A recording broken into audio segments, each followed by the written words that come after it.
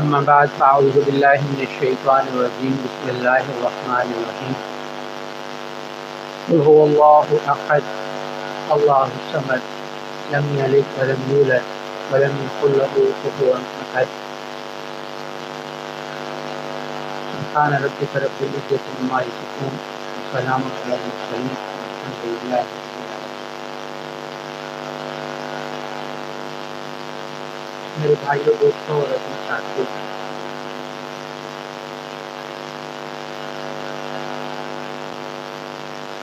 یہ جو گھڑیاں ہیں یہ قبولیت کی گھڑیاں، یہ جو دن ہیں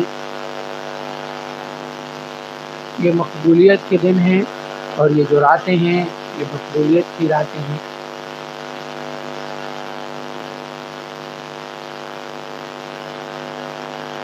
لیکن کچھ پانچ ہوں تو باقی اندر چاہیے۔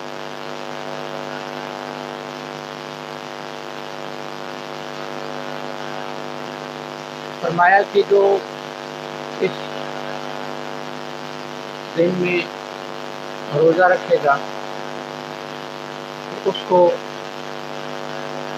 ایک روزے کا 1 سال کے روزے کا ثواب ہے، اور اس رات میں عبادت، ہر رات ليلۃ القدر کی رات ہے۔ اللہ کریم کی ذات بہت رحیم اور کریم ذات ہے۔ ایک ہے کہ ہم اپنی ذات کے اعتبار سے جو قبولیت کی گھڑیاں فرمائیں، جو مقبولیت کے اوقات فرمائے، ان کے اندر کوشش کرنا کہ خود کو کیا کرا لیں، مقبول کرا لیں، خود کو قبول کروا لیں۔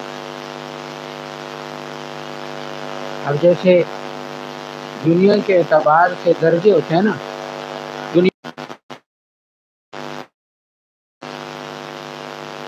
اور دنیا کی کامیابی کو کامیابی سمجھتے ہیں کچھ لوگ، دنیا کی کامیابی کو کامیابی سمجھتے ہیں، لیکن کامیاب ہر شخص ہونا چاہتا ہے، کامیاب ہر شخص ہونا چاہتا ہے، کامیابی ہر شخص چاہتا ہے،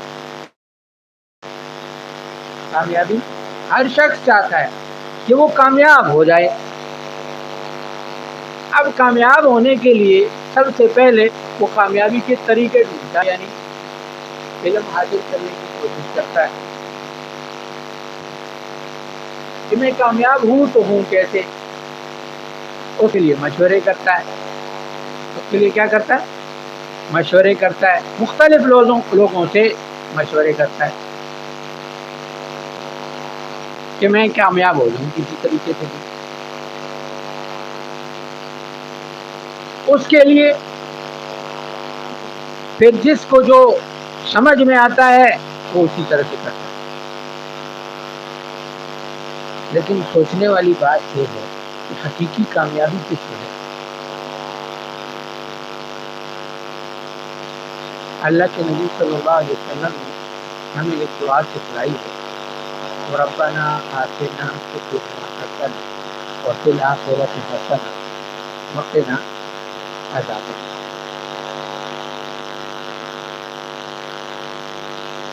یہ ہمیں سکھلانا ہے کہ اللہ میری دنیا بھی اچھی فرما، اور اے اللہ میری آخرت بھی اچھی فرما۔ اب اگر ہم تجربہ دیکھیں نا، کامیابی کے لیے معیار دیکھیں اور طریقہ کار دیکھیں کہ چاہے وہ کامیابی دنیا کی ہے اور چاہے وہ کامیابی آخرت کی ہے، تو جب ہم نظر دوڑاتے ہیں صحابہ کی زندگی پر، جنہوں نے آقا صلی اللہ علیہ وسلم کی ایک ایک چیز کو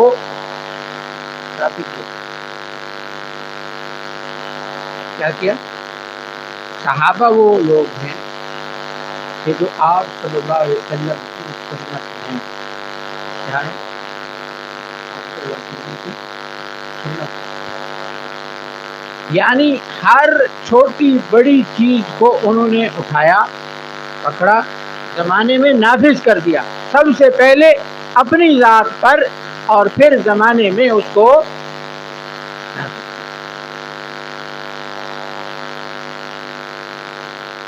ہم تو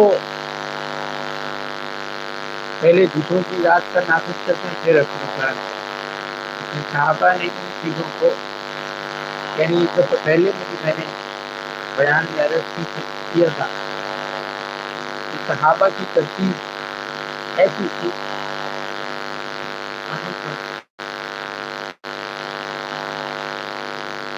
کہ آپ صلی اللہ علیہ وسلم خطبہ فرما رہے ہیں اور ایک صحابی اٹھ کھڑے ہوتے ہیں. آپ صلی اللہ علیہ وسلم فرماتے ہیں بیٹھ جاؤ. کیا فرماتے ہیں؟ بیٹھ جاؤ.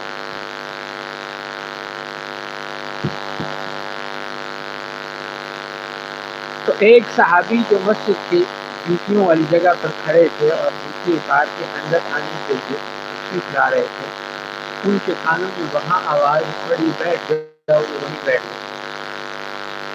وہ وہیں بیٹھ گئے. یہ نہیں دیکھا کہ میرے لیے تھا یا نہیں تھا. بیٹھ جاؤ کی آواز سنائی دی، بیٹھ گئے. دوسرے صحابی مسجد کے باہر ہیں، ان کو وہاں آواز سنائی دیتی ہے، وہ وہیں بیٹھ گئے. وہ وہیں پہ بیٹھ جاتے.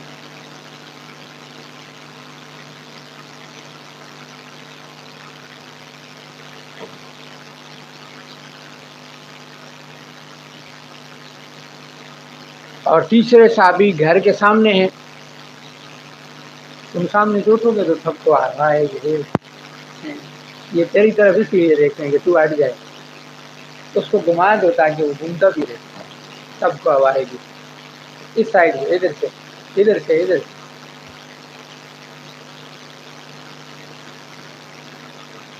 ہاں، اس گرمی میں پنکھے کے آگے جو بیٹھے گا اس کو چھوڑتے نہیں.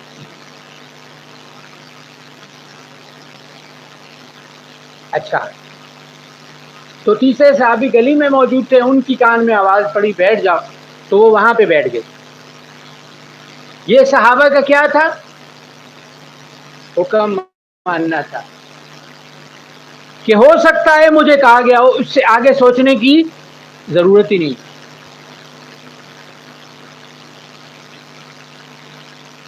یہی چیز سوچنے والی ہے، اور ہمیں اپنے آپ کو دیکھنے کی ضرورت ہے کہ ہم سنتوں پر کتنے عمل پیرا ہیں. پھر ہم دنیا کی کامیابی کو کس طرح سے سمجھیں کہ دنیا میں ہم کامیاب ہوں گے، جبکہ ہم جو کامیابی والے اعمال ہیں وہ کر ہی نہیں رہے.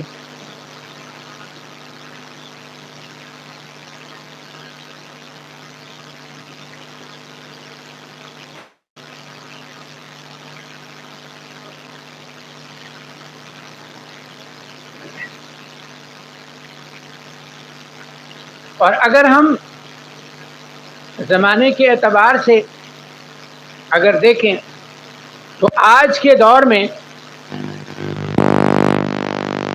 صحابہ نے ان چیزوں کو اٹھایا. اس دور میں غیر مسلموں نے اس چیز کو اٹھایا، تحقیق کی کامیابی کا راستہ کون سا ہے. صحابہ کیوں کامیاب ہوئے؟ ان کو اللہ نے پوری دنیا میں کیوں کر حکومت عطا کی.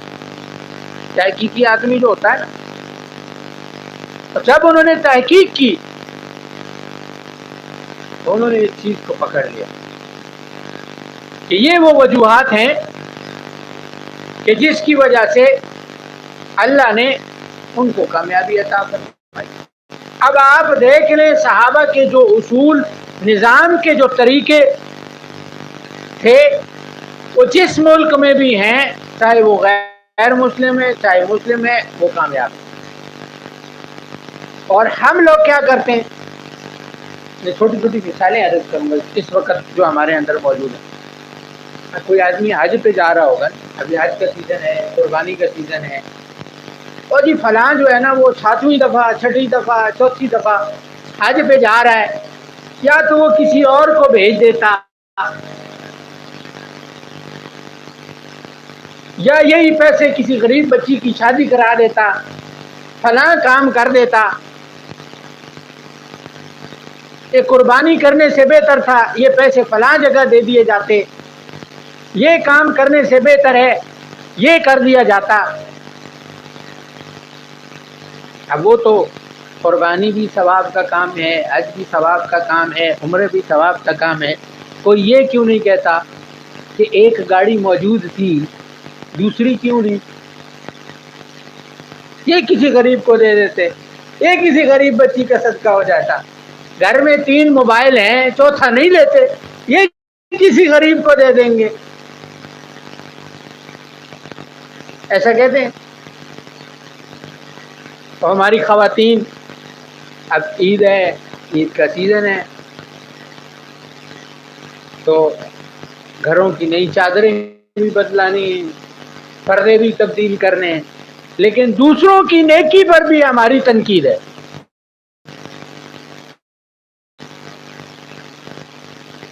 اپنی، میں یہ نہیں کہتا کہ یہ چیزیں نہیں کرنی چاہیے، لیکن سب سے پہلے یعنی ضروریات کے مطابق گھر کی چیزیں ضرور لینی چاہیے، لیکن کسی اپنی اس چیز پر بھی نظر نہیں ہے جو کہ ہم اس میں کر رہے ہیں، دنیا کے لیے کر رہے ہیں، اور اگلا دین کا کوئی کام کر رہا ہے اور ہم اس کے دین کے کام پر تنقید کرتے ہیں کہ اگلا نمازیں بھی پڑھتا ہے اور اگلا جھوٹ بھی بولتا ہے. عالم پر تنقید ہو رہی ہوگی ہونے کے باوجود وہ فلاں چیز بھی کرتا ہے. اچھا، قانون ہم نے اپنے پاس سے خود ہی بنایا ہوا ہے کہ عالم سے اللہ زیادہ پوچھے گا اور ہم سے نہیں پوچھے گا. اچھا، ان سے سوال میرا ایک چھوٹا سا یہ ہے کہ جب تمہیں پتہ ہے کہ عالم یہ غلطی کر رہا ہے تو علم تو تمہیں بھی ہوا، اس چیز کے عالم تو تم بھی ہو گئے. اللہ کے ہاں معیار یہ نہیں ہے، علم حاصل کرنا کیا ہے، فرض ہے.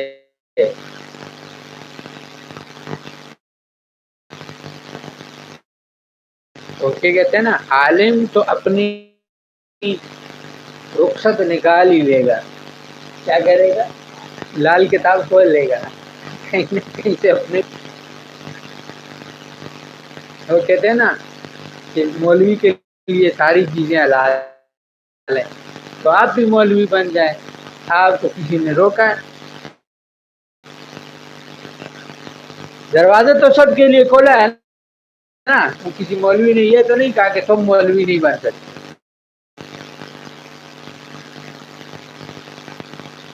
یہ بچانے کے رستے ہیں. وہ کہتے ہیں نا کہ تم کیسے بچ گئے، میں مدرسے میں پڑھا، مدرسے میں پڑھنے کے بعد مجھے یہ چیز حاصل ہوئی، میرا تبلیغ میں وقت لگا، تبلیغ میں وقت لگنے کے بعد مجھے یہ چیز حاصل. تو مقصد کیا ہے؟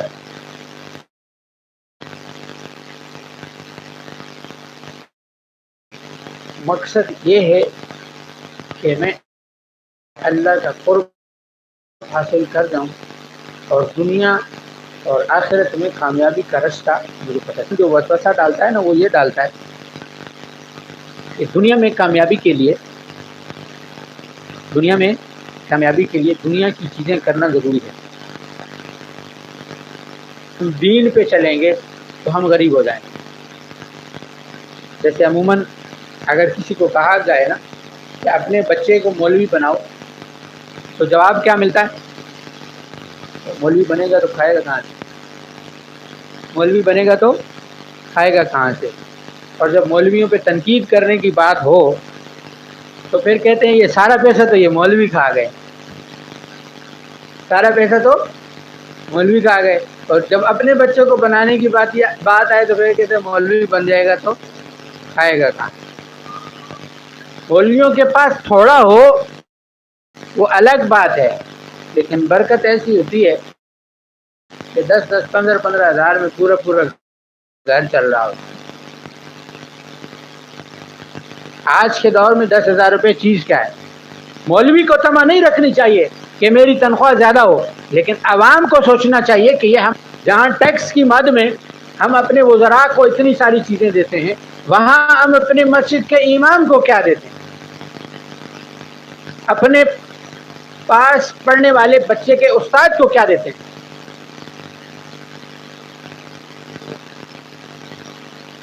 سوال کہ ہمیں غور کرنا چاہیے کہ دنیاوی تعلیم حاصل کرنے کے بعد ہمارا بچہ نیک اور پرہیزگار بنتا ہے، اور ہمارا خیال کرتا ہے، یا دین حاصل کرنے کے بعد دین اس کو سکھاتا ہے کہ ماں کون ہے اور باپ کون ہے۔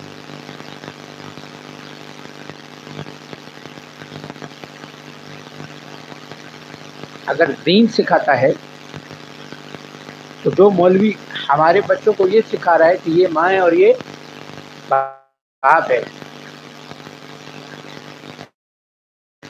اور میرے سے ایک نے سوال کیا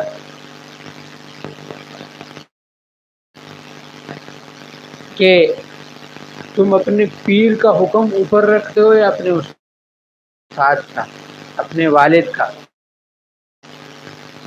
میں نے کہا میں اپنے پیر کا حکم اوپر رکھتا ہوں۔ تو مجھے کہنے لگا اوہو، اگر تم صرف اپنے والدین کی بات مانتے تو شاید تمہیں وہ سارا کچھ مل جاتا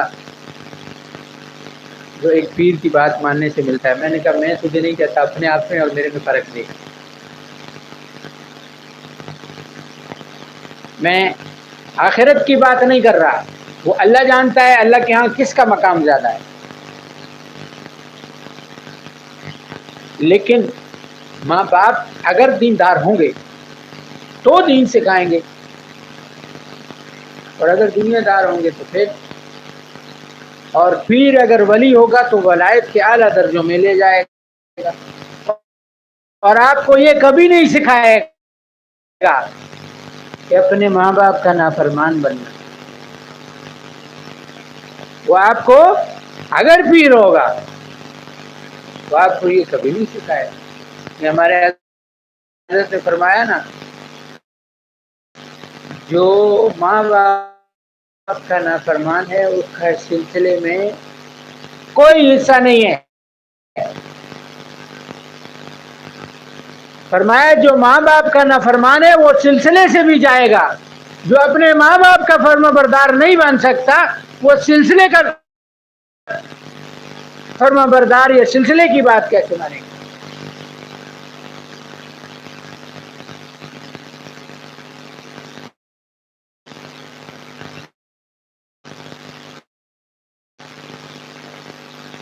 ہم تو بڑی بڑی باتیں کر دیتے ہیں، لیکن وہ ایک صحابی رسول صلی اللہ علیہ وسلم، انہوں نے اپنے کندھے پہ بٹھا کے اپنی ماں کو حج کرایا، اور پھر آپ صلی اللہ علیہ وسلم کے پاس تشریف لائے اور فرمایا میں نے اپنی ماں کا حق ادا کر دیا۔ فرمایا تو نے تو اس ایک رات کا حق ادا نہیں کیا جس رات کو سردی تھی اور تیری ماں نے گیلی جگہ سے تجھے اٹھا کے خود اپنے آپ لیٹ دیا۔ اور ہم دیکھیں کہ ہم اس دور میں، آج کے دور میں اپنی والدہ کو کتنی باتیں سنا دیتے ہیں۔ والد سے تو ساری ڈرتے ہیں، والدہ کو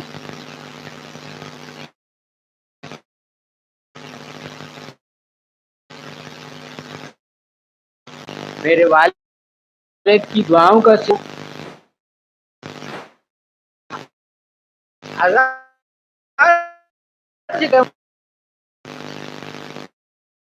کوئی کسی کی وجہ سے بھی مدرسے کی بات کی، تبلیغ کی بات کی، سلسلے کی بات کی تو وہ سے غلطی ہو سکتی ہے، نبی کی بھی ٹھیک، وہ اللہ کی طرف سے آئے وہ تب بھی غلط ہوگی، ذاتی بات ہوگی تو غلط ہوگی، لیکن جو اللہ کی طرف سے آئے گا تو صحیح ہوگا. وہ سلسلے کی برکت سے چل رہا ہے، اس کی برکت ہے. تو ذات کے اعتبار سے جو بات ہے، فرمایا بعد میں جو مریدین ہوتے ہیں نا، بعد والے جو ہوتے ہیں، یہ خرابیاں پیدا کرتے ہیں کہ یہ ذاتیات کی باتوں کو استاد کی جو ذاتی بات ہے. فرمایا اماموں نے تمہارے لیے اصول صحابہ نے بنایا، اماموں نے اس پہ شریعت سے ہٹ کر آپ کو نظر آئے اس کو چھوڑ دیں. یہی اصول ہے ہمارے لیے کہ کیونکہ اللہ نے قرآن میں یہ بات فرمائی ہے کہ جو چیز سمجھ میں آئے اس پر عمل کرو، جو سمجھ میں نہ آئے اس کو چھوڑ دو. پیر کے حوالے سے بھی جو چیز شریعت پہ پوری ہوتی نظر آئے اس پر عمل کرو، باقی کو چھوڑ دو کہ یہ میری سمجھ سے باہر ہے. احترام سب کا ہوگا، تمام اولیاء کا، تمام علماء کا. کبھی بھی یہ مت کہیں ایک چیز ایک آدمی کی غلطی کی مخالفت کی جاتی ہے، اس کے غلط ہونے کی نہیں کی جاتی. ہم کسی وقت کہتے ہیں فلاں مولوی نے یہ کیا، فلاں مولوی، تو اس کی غلطی بیان ہوتی ہے، اس کی غلطی بیان ہوتی ہے. یہ نہیں ہوتا کہ وہ غلط ہے اور آپ مولوی سے نفرت کرنا شروع کر دیں، اس ولی سے نفرت شروع کر دیں. قرآن لے کے اب تک جتنے علماء، فقہا، محدث گزرے ہیں، جب ان کی باتیں ہوتی ہیں، ان کی غلطیاں بیان ہوتی ہیں، تو اس کا مطلب یہ نہیں کہ وہ غلط تھے، ان کا احترام دل سے ختم کر دو. بڑے بڑے علماء نے ایک دوسرے پر کفر کے فتوے لگائے ہیں، لیکن وہ اپنی ذات کے اعتبار سے، جیسے آج بھی جو بڑی بات تھی نا، بڑی بات، میں آگے ایک بھائی کو پہلے بھی یہ قصہ سنا رہا تھا، مجھے بھول گیا تھا. تو امام ابو حنیفہ رحمہ اللہ جب حاضر ہوئے تھے امام جعفر صادق رحمہ اللہ کے پاس، تو فرمایا کہ وہ اس وقت ان سے فقہ سیکھنے نہیں گئے تھے، ان سے تصوف سیکھنے گئے تھے، کیونکہ مجتہد وہ اس وقت بھی تھے. کیونکہ فرمایا کہ جب امام جعفر صادق رحمہ اللہ نے پوچھا کون، تو عرض کی نعمان بن ثابت. فرمایا اچھا تم ہو جس نے میرے نانا کا دین تبدیل کر دیا، تم ہو؟ تو عرض کی کہ نہیں حضرت، میرے حوالے سے آپ تک باتیں غلط پہنچی ہیں. اگر میں نے دین چینج کیا ہوتا یا قیاس کی ہوتی، فرمایا تم قیاس کرتے ہو، فرمایا میں نے اگر قیاس کیا ہوتا یا دین تبدیل کیا ہوتا تو حیض میں روزے کی قضا ہے، نماز کی نہیں ہے. تو میں قیاس کرتا جیسے ایک کا حکم ہے ویسے دوسرے کا بھی ہے، میں نے کیا نہیں. حضرت نے بھی یہ بات کی، دوسری میں بھول گیا. تو پھر عرض کی کہ حضرت آپ کے حوالے سے بھی میں نے سنا ہے کہ حضرت ابوبکر صدیق رضی اللہ تعالیٰ عنہ، حضرت عمر رضی اللہ تعالیٰ عنہ کے حوالے سے آپ کے اعتراضات ہیں. تو انہوں نے فرمایا نعوذ باللہ، جو میرے نانا کے دائیں اور بائیں موجود ہیں میں ان سے متعارف ہوں.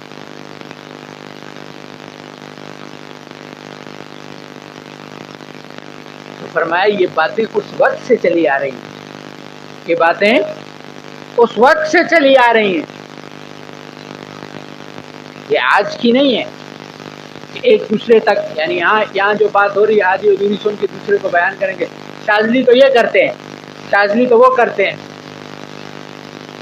یہ باتیں چلتی رہتی ہیں، جس کو اعتراض ہے اس کے پاس جا کے معلوم کریں. پھر 2 سال تک ان سے تصوف سیکھی. کیا سیکھنے گئے تھے؟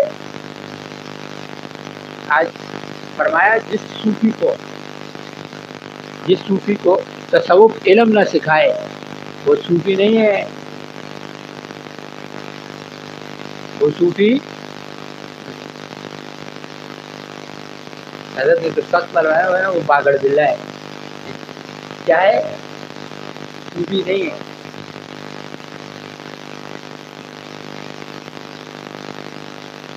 کیونکہ تصوف کے ذریعے سے جو اصل فرمایا اصلاحی تعلق کو تم نے تصوف سمجھ لیا. اصلاحی تعلق کو تصوف سمجھ لیا. اصلاحی تعلق کا مطلب تصوف ہو نہیں. تصوف ہے کہ میری عبادت احسان والی ہو جائے، میری عبادت احسان والی ہو جائے. آج کہتے ہیں نا کہ ہم کس طرح سے ایک ایسے آدمی کے پاس چلے جائیں اور اس کی بیعت کر لیں کہ جو عالم ہی نہیں ہے، جو کسی مدرسے میں پڑھا ہی نہیں ہے.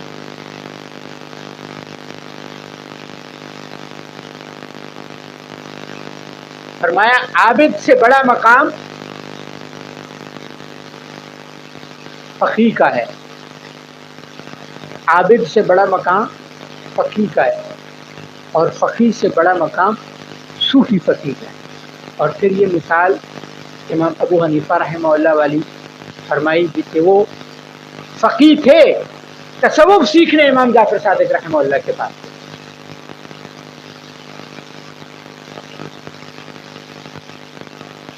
کیا تھے؟ فقیہ تھے. اور آپ رحمہ اللہ نے فرمایا اگر میں یہ 2 سال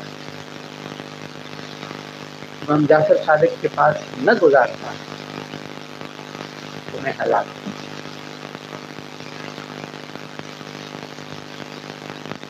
تصوف سے حقیقی علم حاصل ہوتا ہے.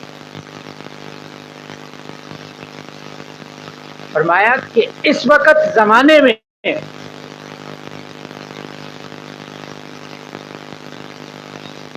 تصوف ختم ہو چکا تھا، تصوف ختم ہو چکا تھا. اصلاحی تعلق کو تصوف کا نام دے دیا گیا تھا، تزکیے کو تصوف کا نام دے دیا گیا تھا. کہ گناہوں سے بچنا کیا ہے؟ تصوف ہے. گناہوں سے بچنا تو ہر ایک کے لیے اوپر فرض ہے، ہر مسلمان پر فرض ہے کہ وہ گناہوں سے بچے. تو تصوف کیا ہے؟ فرمایا تصوف ہے احسان والی عبادت. کہ جب میں عبادت کر رہا ہوں میں اللہ کو دیکھ رہا ہوں اور اللہ مجھے دیکھ رہا ہے. اور اس تصوف کے ذریعے سے حقیقی علم حاصل ہو، وہ قوت حاصل ہو، وہ طاقت حاصل ہو. فرمایا تم تصرف کو شرک مانتے ہو، تم تصرف کو شرک مانتے ہو. اس کے تصرف تو اللہ نے. فرمایا جادوگروں کے تصرف کو تو تم مانتے ہو اور اولیاء کے تصرف کو نہیں مانتے. باطن کے نظام کو تم اس لیے نہیں سمجھ سکتے کہ باطن کا نظام تم جانتے نہیں. باطن کا نظام جاننے کے لیے، باطن کی قوت جاننے کے لیے تمہیں حقیقی تصوف سیکھنا پڑے گا. اور فرمایا یہ چیز اللہ نے نقش بندی شاذلیوں کو عطا کی.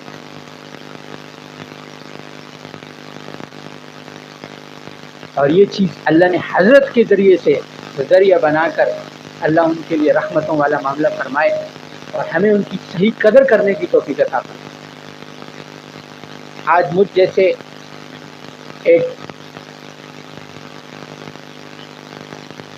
جس کو وہ کیا کہتے ہیں کہ میرے والد صاحب اکثر کہا کرتے کسی کام کریں، ساری دنیا ٹھیک ہو سکتی ہے تو ٹھیک نہیں ہو سکتا.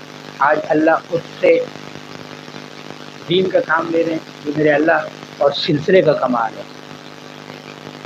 میرا کمال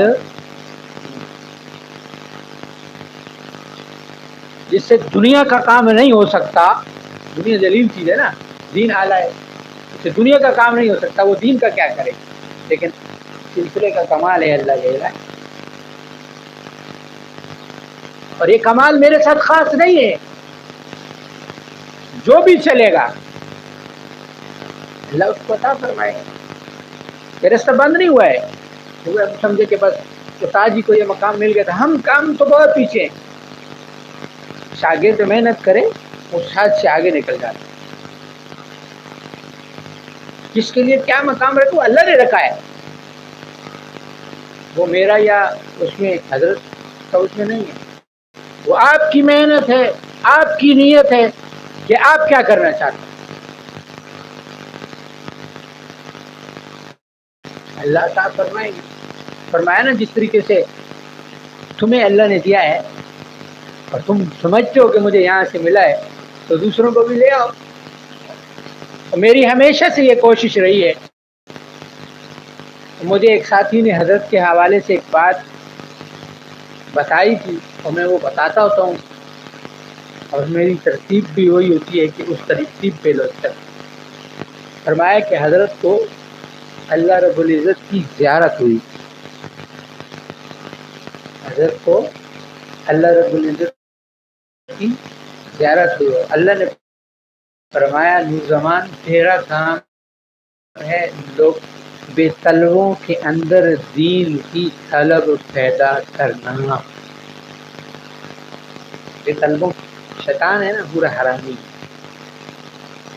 میرے ذہن میں رہا کہ حضرت کے اندر اگر یہ چیز اللہ نے رکھی ہے تو ہم نقش بندی شاذلی ہیں، تم بھی شاذلی ہو، تمہارا بھی یہی کام، سلسلے کی نسبت کی برکت ہے، فوراً جواب آیا نہیں، تیرا کام یہ نہیں ہے، تیرا کام یہ ہے لوگوں کو حضرت کے پاس پہنچا،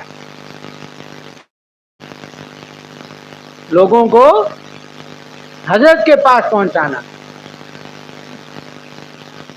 باقی ان کا کام وہی کرے،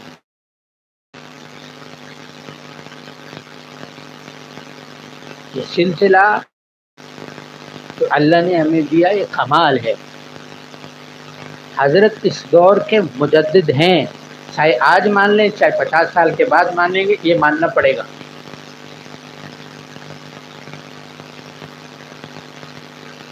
اس سلسلے سے، اور حضرت دیکھیں زندگی موت اللہ ان کو زندگی عطا فرمائے، ان کی زندگی میں برکت عطا فرمائے، آج وقت ہے بیانات سن لیں، آج وقت ہے ان سے فیض لے لیں، صحبت اختیار کر لیں، تصور شیخ جو بار بار کہا جاتا ہے وہ کریں، تاکہ ان کی حیات میں ہمیں وہ چیزیں مل جائیں کہ ہم بھی حقیقی معرفت حاصل کر لیں، ہم بھی حقیقی تصوف جان لیں، ہمیں بھی سمجھ میں آ جائے کہ ظاہر اور باطن کا علم کیا ہے،